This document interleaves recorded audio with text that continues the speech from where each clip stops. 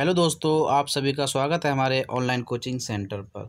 यदि आप हमारे चैनल से नए जुड़े हैं तो प्लीज़ चैनल को सब्सक्राइब कर दें और साइड में दिख रहे बेल आइकन पर क्लिक कर दें, जिससे कि हमारी आने वाले वीडियो लेक्चर का नोटिफिकेशन आप प्राप्त कर सकें। इस लेक्चर की पीडीएफ फाइल हम अपने टेलीग्राम ग्रुप में डाल देंगे, वहाँ से आप इस लेक्चर की पीडीएफ फाइल प्राप्त कर सकते हैं।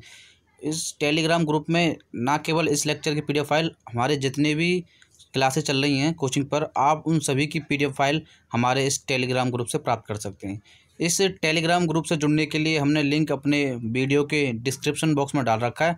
उस लिंक पर जाइए, क्लिक कीजिए और हमारे टेलीग्राम ग्रुप से जुड़ जाइए।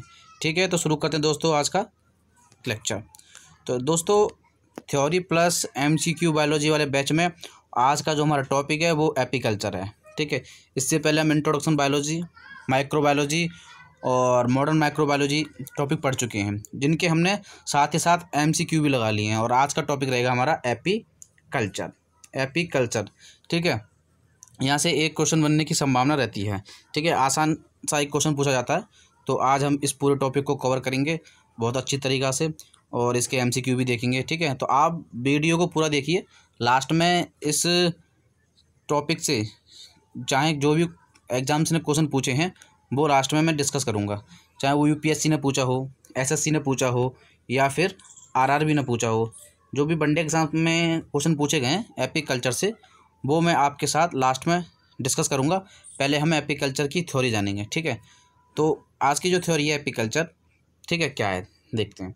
तो एपीकल्चर में हम दो चीज़ें देखते हैं। ठीक है, एपीकल्चर में हम दो चीज़ें देखते हैं। पहली है कि एपीकल्चर में मधुमक्खी पालन। ठीक है, एपीकल्चर का मतलब होता है मधुमक्खी पालन, यानी कि मधुमक्खी पालन को हम एपीकल्चर कहते हैं। मधुमक्खी पालन को ही हम क्या कहते हैं, एपीकल्चर कहते हैं, जिसके अंतर्गत हम शहद का उत्पादन करते हैं। ठीक है, एपीकल्चर में क्या करते हैं, हम मधुमक्खियों को पालते हैं। और मधुमक्खी पालेंगे तो हमें कुछ तो देंगी भाई। यदि हम कोई काम करते हैं तो हमें पैसे मिलते हैं। ठीक है, ऐसे अगर हम मधुमक्खी पाल रहे हैं तो हमें कुछ तो मिलेगा। तो हमें क्या मिलता है, हमें मिलता है शहद।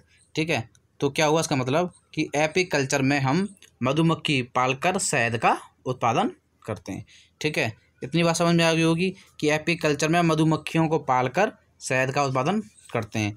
तो एपीकल्चर से दो चीज़ याद रखनी है कि एपीकल्चर में मधुमक्खी पालन, दूसरी है शहद का उत्पादन। ठीक है, जनरली आपने शहद टेस्ट किया होगा। ठीक है, अगर कभी शहद अपना नहीं चखा है तो आप शहद को टेस्ट करके देखिए। शहद हमारा टेस्ट में मीठा होता है। ठीक है, टेस्ट में कैसा होता है, मीठा होता है। ठीक है, आप शहद अगर आपने नहीं चखा है तो आप चख सकते हैं, मीठा होता है। तो मीठा जो होता है शहद, तो मीठी हमारी चीज़ें क्या होती हैं, मीठी चीज़ को बोलते हैं हम शर्करा या फिर शुगर। अगर हम बायोलॉजी की लैंग्वेज में जाने, अगर हम बायो की लैंग्वेज में जाने, मीठी चीज़ को क्या बोलेंगे हम, शर्करा या फिर शुगर बोलेंगे। ठीक है, शर्करा या फिर शुगर बोलेंगे।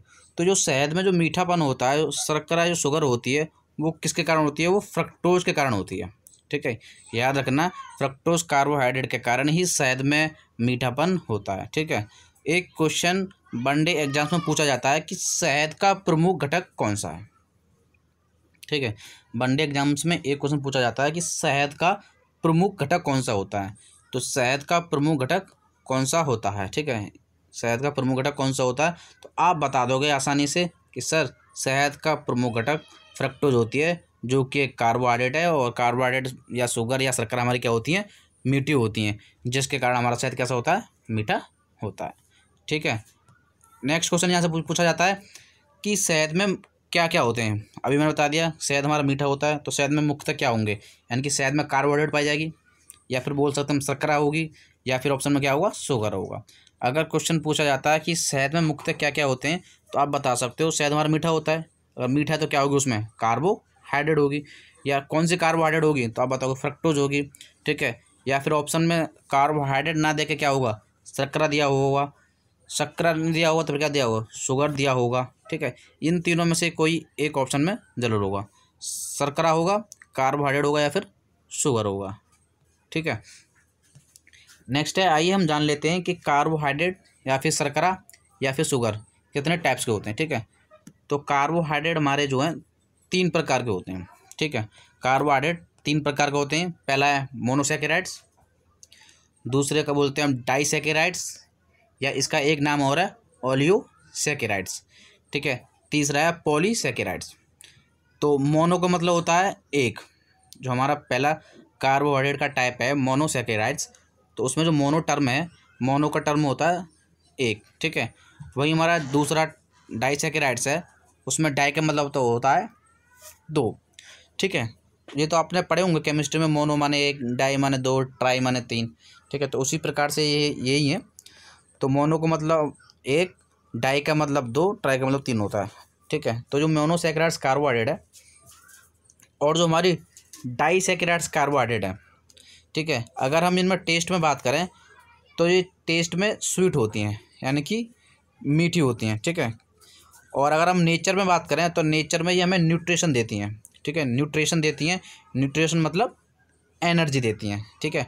हमारा न्यूट्रिशन देके हमें एनर्जी प्रदान करती हैं। वहीं हम अगर पॉलीसैकेराइड्स की बात करें तो पॉलीसैकेराइड्स नेचर में प्रोटेक्टिंग वाली होती हैं, यानी कि ये हमें सुरक्षा प्रदान करती हैं, ठीक है। यानी कि मोनोसैकेराइड्स और डाइसैकेराइड्स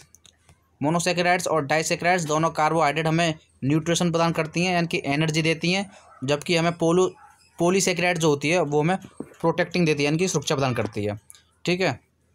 जो हमारी ओलियोसैकेराइड्स यानी कि डाइसैकेराइड्स है, जिसमें जो ओलियो टर्म है, जो हम बोल रहे हैं ओलियो, वो एक ग्रीक वर्ड है, ठीक है। एक हमारा वो ग्रीक वर्ड है जिसका मतलब होता है कुछ यानी कि 2 से 7।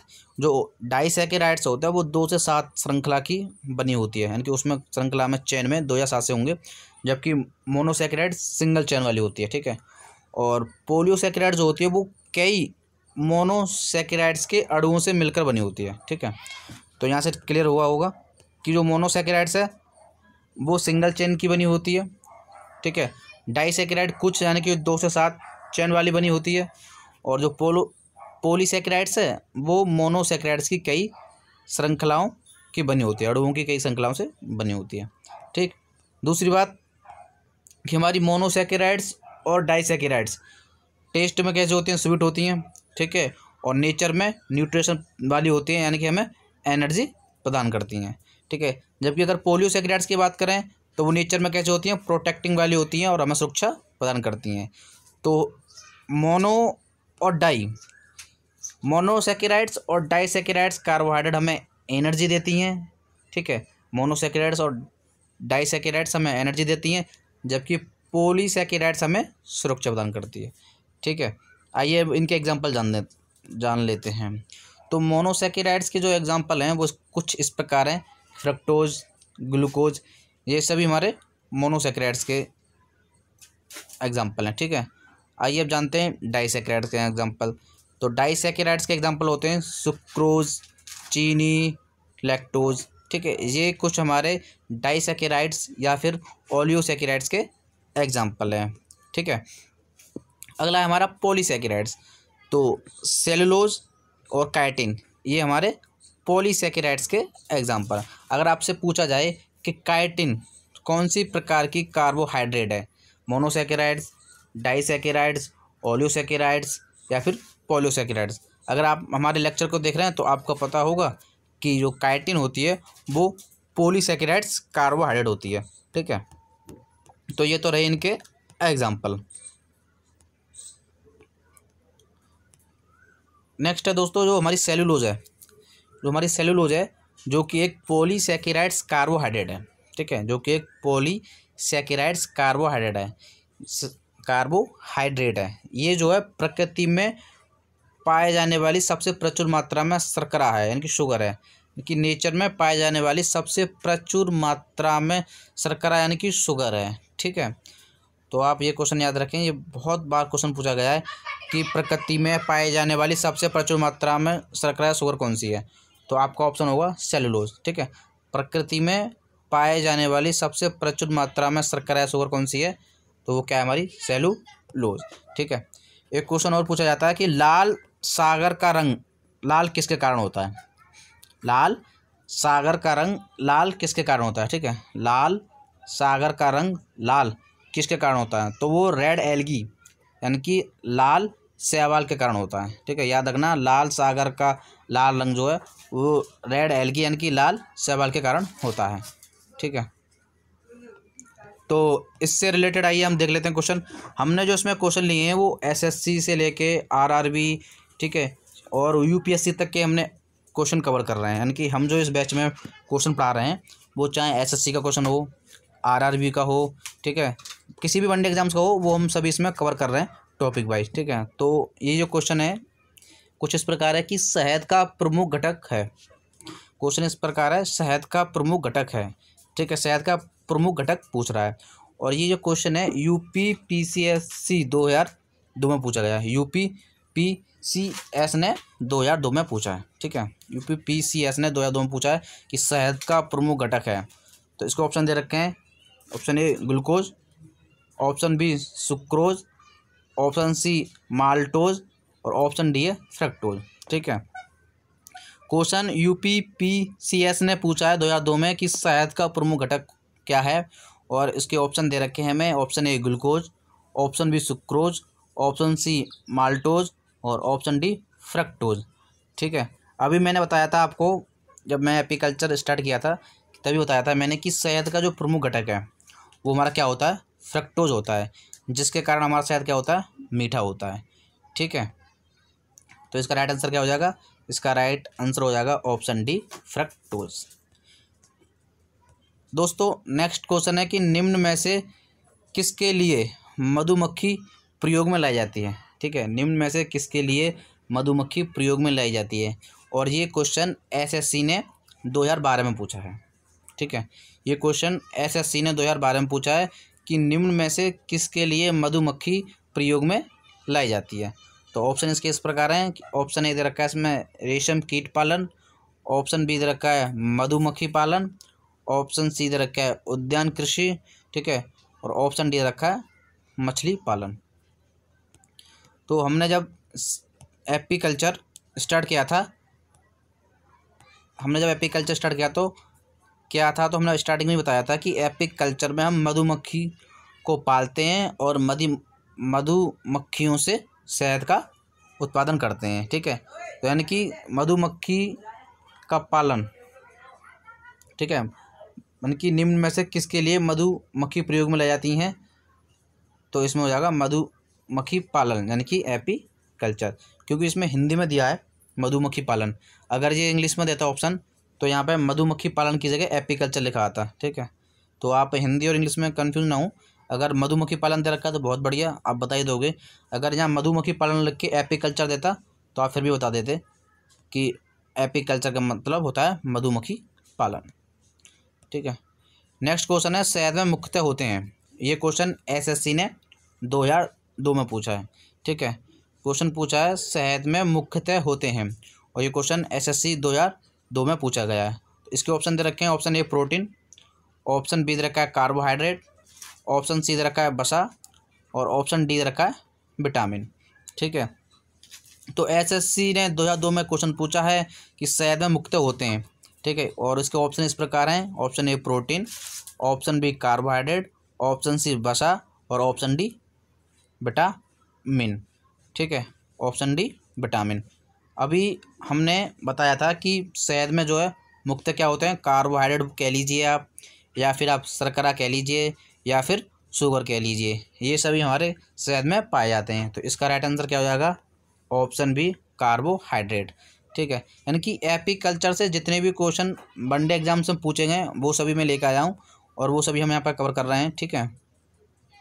दोस्तों नेक्स्ट क्वेश्चन है कि मधुमक्खियों का पालन कहलाता है, और इसके ऑप्शन दे रखे हैं, A apiculture, option B sericulture, option C geography, option D pisciculture, ठीक है। क्वेश्चन क्या है एक बार फिर देख लीजिए कि मधुमक्खियों का पालन कहलाता है, और इसके ऑप्शन इस प्रकार हैं, option A apiculture, option B sericulture, option C geography, option D pisciculture, ठीक है। अभी हमने एपीकल्चर के बारे में पढ़ा है, और आप सभी को याद भी होगा कि एपीकल्चर का मतलब ही होता है मधुमक्खी पालन, और जिसमें हम शहद का उत्पादन करते हैं, ठीक है। तो मधुमक्खियों का पालन कहलाता है, तो इसका राइट आंसर क्या हो जाएगा, ऑप्शन ए एपीकल्चर, ठीक है। तो नेक्स्ट क्वेश्चन है कि लाल सागर का लाल रंग किसकी उपस्थिति के कारण होता है। ठीक है, लाल सागर का लाल रंग किसकी उपस्थिति के कारण होता है। ऑप्शन ए दे रखा है मोस, ऑप्शन बी दे रखा है शैवाल, ऑप्शन सी दे रखा है कवक, ऑप्शन डी दे रखा है जीवाणु। ठीक है, यानी कि लाल सागर का लाल रंग किसकी उपस्थिति के कारण होता है, जिसमें ऑप्शन ए दे रखा है मोस, ऑप्शन बी दे रखा है शैवाल, ऑप्शन सी दे रखा है कवक और ऑप्शन डी दे रखा है जीवाणु। अभी मैंने अपनी इस लेक्चर में बताया था कि लाल सागर का लाल रंग शैवाल के कारण होता है, यानी कि रेड एल्गी के कारण होता है। ठीक है, जो हमारे लाल शैवाल होते हैं उसके कारण ही लाल सागर का रंग लाल होता है। ठीक है, तो इसका राइट आंसर क्या हो जाएगा, बी ऑप्शन, यानी कि शैवाल एल्गी। ठीक है, इसका राइट आंसर एल्गी हो जाएगा। ठीक है, ठीक है दोस्तों, यदि आपने हमारे चैनल को सब्सक्राइब नहीं किया है तो प्लीज़ चैनल को सब्सक्राइब कर लें और इस लेक्चर को अपने दोस्तों में शेयर कर दें और सभी सोशल मीडिया जैसे कि व्हाट्सएप, फेसबुक, ट्विटर, इंस्टाग्राम, ठीक है, सभी पर, टेलीग्राम, सभी जगह आप शेयर कर दें जिससे कि ज़्यादा से ज़्यादा लोग हमारे चैनल पर जुड़ सकें और एक अच्छी क्वालिटी एजुकेशन प्राप्त कर सकें। मिलते हैं नेक्स्ट लेक्चर में। Thanks a lot.